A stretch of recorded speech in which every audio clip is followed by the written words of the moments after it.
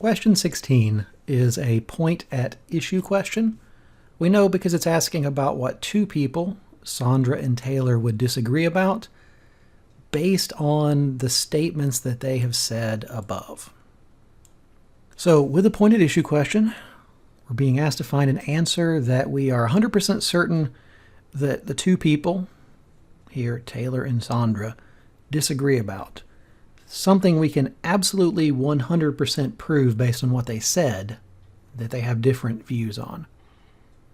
Which is different from asking what they're arguing about, and it's different from asking what you think the sort of person like Taylor or Sandra would say.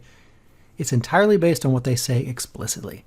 Thus, when you go to the stimulus, you're just looking to break the information down into usable chunks. Here, Taylor and Sandra each tell us three things. The first thing Taylor does is that he introduces the results of some research at a local university.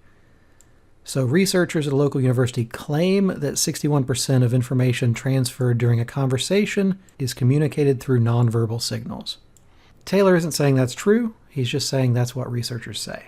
The second thing that Taylor tells us is that this claim, like all such mathematically precise claims, is suspect. So any mathematically precise claim is suspect because claims of such exactitude could never be established by science. Now Sandra also tells us three things.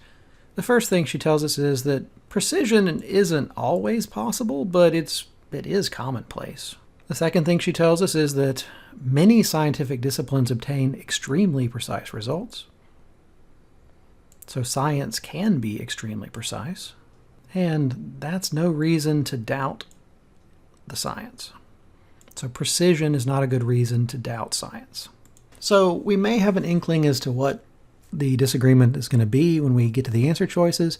Either way, just go answer choice by answer choice, asking yourself, do I know what Taylor thinks? Do I know what Sandra thinks? And do they disagree? If you can answer yes to all three questions, you've got your answer.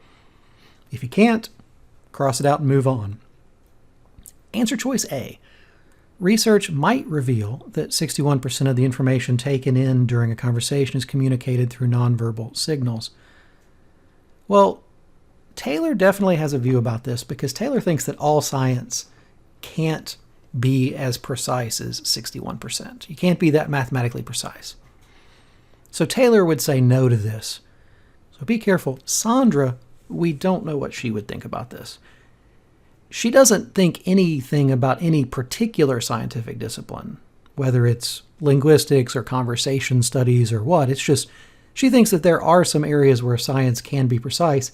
She doesn't take a stand on any particular type of science.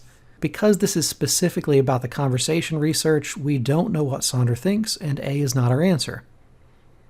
Answer choice B. It is possible to determine whether 61% of the information taken in during a conversation is communicated through nonverbal signals. So this is the same thing as the last answer choice. It's really almost identical. Taylor doesn't think it's possible because Taylor thinks that no science could do this. Sandra doesn't take a stand on all science or on any particular science. She just says that there are sciences that can be precise. We don't know if she thinks that linguistics is one of those areas. B is not our answer. Answer choice C, the study of verbal and nonverbal communication is an area where one cannot expect great precision. So answer choice C has the same problem as A and B did. It is about the study of verbal and nonverbal communication.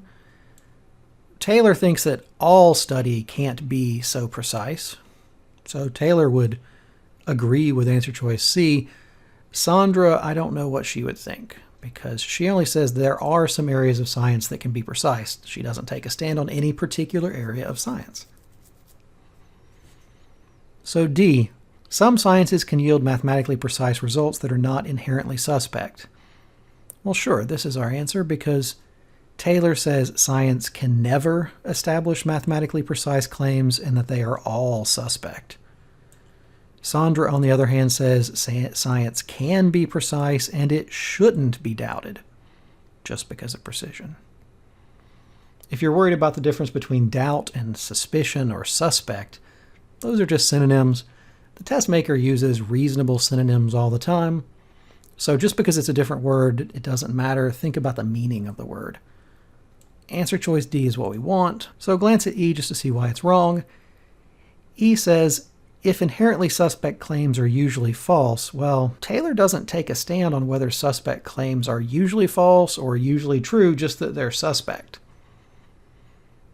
He also doesn't take a stance on the majority of claims made by scientists, just on the mathematically precise ones. So I don't even know what Taylor thinks about E. So our answer is D.